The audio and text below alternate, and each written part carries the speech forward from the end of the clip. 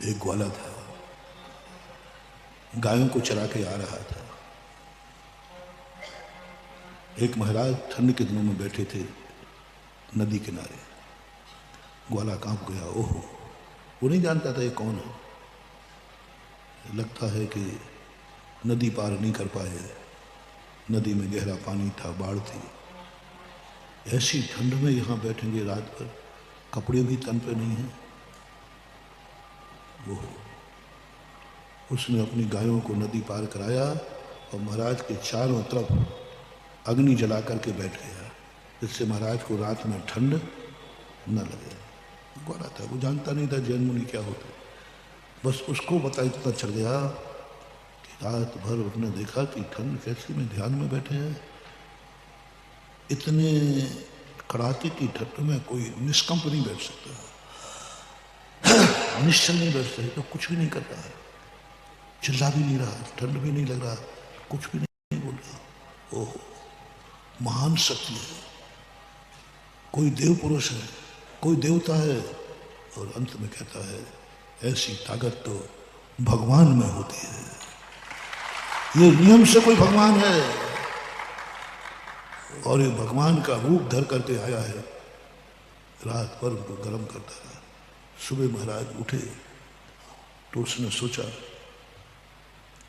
कि मैंने रात भर उनको सुख दिया है, तो सुबह आशीर्वाद देंगे, बेटा बहुत अच्छा किया, तुमने हम ठंड में मुझे बचा लिया। कुछ प्रशंसा करेंगे, कुछ अच्छा कहेंगे, दो शब्द तो बोलेंगे। अज्ञानी व्यक्ति यही सोचता है मैंने जिसके प्रति कुछ किया है, बदले में वो उसके प्रति आभार चाहता है, प्रशंसा चाहता है। आप लोग शेयर करना, आप लोग भी गुरु की सेवा करते हो, तुम एक शब्द सुनने के भूखे हो। महाराज कहते हैं वाह, ऐसी इंदौर में सेवा हुई है कहीं नहीं। हाँ, बजा दो तालियां, बजा दो। इंदौर वालों ने जो आगवानी की है, आहा गजब। मैं बहुत बहुत आभारी हूँ इंदौर वालों का। बेटा, यदि गुरु ने कह दिया कि मैं आभारी हूँ, समझ लेना इससे बड़ा कोई अभिशाप नहीं होता। सबसे बड़ा अभिशाप हो गया इससे। गुरु ने क्या मान लिया, इतनी अच्छी आगवानी मैंने की है। किसकी की थी? महाराज की। बोलो कौन आभार माना? मैं मान तो लूंगा, मुझे कोई आपत्ति नहीं, लेकिन बेटा बर्बाद हो जाओगे तो। क्योंकि गुरु का आभार मानना ही अभिशाप है, और तुमने आभार की इच्छा रखी तो तुम्हारा अभिशाप, तुम अभिशाप है। महाराज कम से कम दो शब्द तो आभार में बोले। इतनी मेहनत की, इतनी मेहनत आज तक नहीं हुई, कुछ तो बोलो आभार में, कुछ तो प्रशंसा के बोलो। और जिसने मेहनत की वो कहते महाराज जी मैंने ही सारी मेहनत मैंने की थी, मैंने इसको बुलाया था, इसको बुलाया था, इसको बुलाया। मैं सोचता हूँ ये मुझे बता के क्या करना चाहता है। शेयर करते जाओ, शेयर करते जाओ। मैंने ये किया है, मैंने ये व्यवस्था की थी, मैंने ये सारी कल्पना की थी, मैंने ये जुलूस बनाया था, मैंने ये किया था, मैंने ही रजवाड़े पर वो झांकी बनाई थी। ये शब्द क्या बता रहा है? तुम्हारी बर्बादी।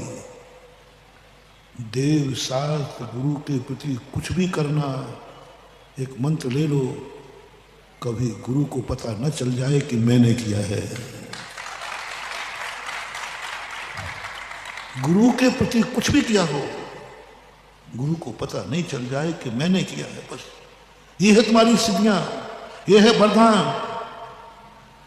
ऐसा फलेगा वरदान, ऐसा फलेगा कि आज तुमने गुरु की आगवानी की है, कल तुम्हारी भी ऐसी आगवानी होगी। चाहे भली महाराज नहीं बनोगे, राजा बनोगे, नेता बनोगे। नेताओं की आगवानी नहीं होती क्या? राजाओं की आगवानी नहीं होती क्या? होती है, क्योंकि तुमने नाम छुपाया था। तुमने कहा गुरु को पता नहीं चल जाए कि व्यवस्था किसने की है। बहुत खेद के साथ कह रहा हूं, आप लोगों की आदत क्या है, खास तौर से इंदौर वालों की। 15 दिन का सैंपल दे रहा हूं। इतना सा करता है, वो सोचता है महाराज को पता चल जाए कि ये मैंने किया है, मैंने किया है। क्यों बताना चाह रहे आप? यही है ना कि महाराज थोड़ी मेरी, महाराज की दृष्टि में मैं थोड़ा नहीं मानूंगा, बहुत गलती कर रहे हो आप, बहुत गलती कर रहे हो।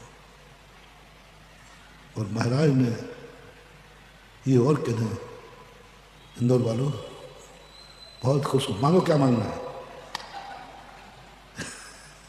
बहुत आभारी हूं, तुमने मेरा ऐसा बढ़िया आदमी, कहने में कोई आपत्ति नहीं है, लेकिन तुम बर्बाद हो जाओगे। इतनी बेइज्जती होगी तुम्हारी कि तुम्हारे आने पर तुम्हारा बेटा भी तुम्हें वेलकम करने स्टेशन पे नहीं जाएगा। तुम घर में पहुंच जाओगे तो कोई ये भी नहीं कहेगा आइए। इतनी बेइज्जती तुम्हारी होगी मात्र इतने के कारण से कि तुमने कहा था और तुमने आभार की अनुमति मांगे, भाव किया कि गुरु महाराज मेरी प्रशंसा कर लें, मेरा आभार मानने। इसका पाप इतना बड़ा हो जाएगा कि तुम्हारे घर में भी तुम कोई ये नहीं कहेगा कि आइए बैठ जाइए, कोई नहीं कहेगा। इतनी बेइज्जती होगी तुम्हारी, कभी नहीं। उल्टा कर दो,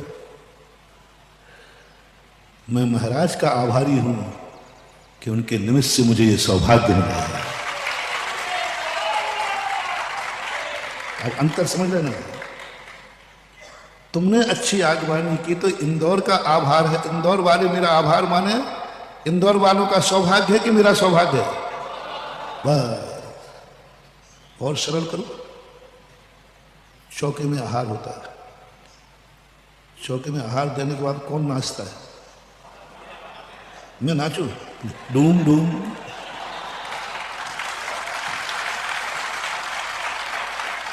अरे पीछे लेकर नाचूंगा, यो डूम वाले मजेदार आहार हुआ है, क्या मजा आ गया।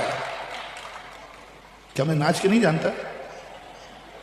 नाच तो जाऊंगा बेटा, लेकिन तुम मंदिर से घर नहीं पहुंच पाओगे, सारी संपत्ति विलय हो जाएगी,